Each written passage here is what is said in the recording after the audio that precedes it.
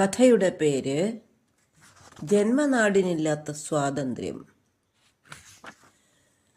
ജവഹർലാലിൻ്റെ വീട്ടിൽ പലതരം വിഷയങ്ങളെക്കുറിച്ച് എന്നും ചർച്ചകൾ നടക്കാറുണ്ടായിരുന്നു.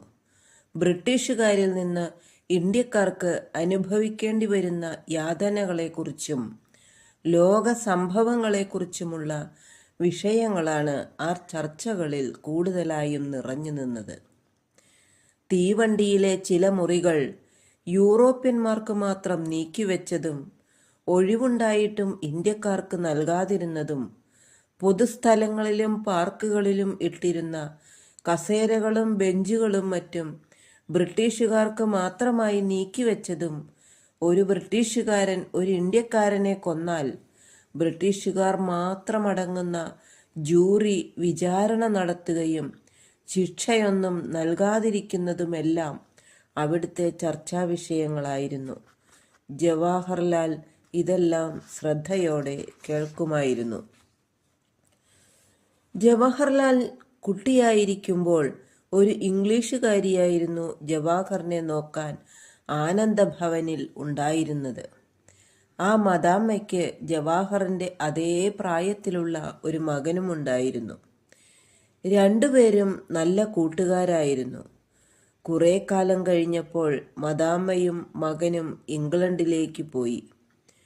പഠിച്ചു വളർന്ന് വലിയ ഉദ്യോഗസ്ഥനായ മദാമ്മയുടെ മകൻ ഏറെ വർഷങ്ങൾക്ക് ശേഷം വീണ്ടും ഇന്ത്യയിലെത്തി.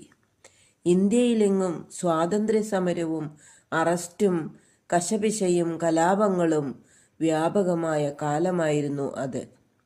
ഇന്ത്യയിലെ ജയിലുകൾ സന്ദർശിച്ച് റിപ്പോർട്ട് തയ്യാറാക്കി വേണ്ട പരിഹാരം നിർദ്ദേശിക്കലായിരുന്നു ഇംഗ്ലീഷുകാരനായ ആ ഉദ്യോഗസ്ഥൻ്റെ ദൗത്യം. സ്വാതന്ത്ര്യ സമര പോരാളികളെ കൊണ്ട് നിറഞ്ഞ ജയിലുകൾ പരിശോധിക്കുന്ന കൂട്ടത്തിൽ നെഹ്റു കിടക്കുന്ന ജയിലിലും ഇയാളെത്തി. സുസ്മേരവദനായി ജയിലിലെ പൊട്ടിപ്പൊളിഞ്ഞ തറയിൽ കിടക്കുന്ന തൻ്റെ കളിക്കൂട്ടുകാരനെ അവിടെ കണ്ട അയാൾക്ക് ഒന്നും മനസ്സിലായില്ല. പഴയ കൂട്ടുകാരനെ കണ്ട അയാൾ ആകാംക്ഷയോടെ ചോദിച്ചു, ജവഹർ, എന്താണ് ഞാൻ ഈ കാണുന്നത്?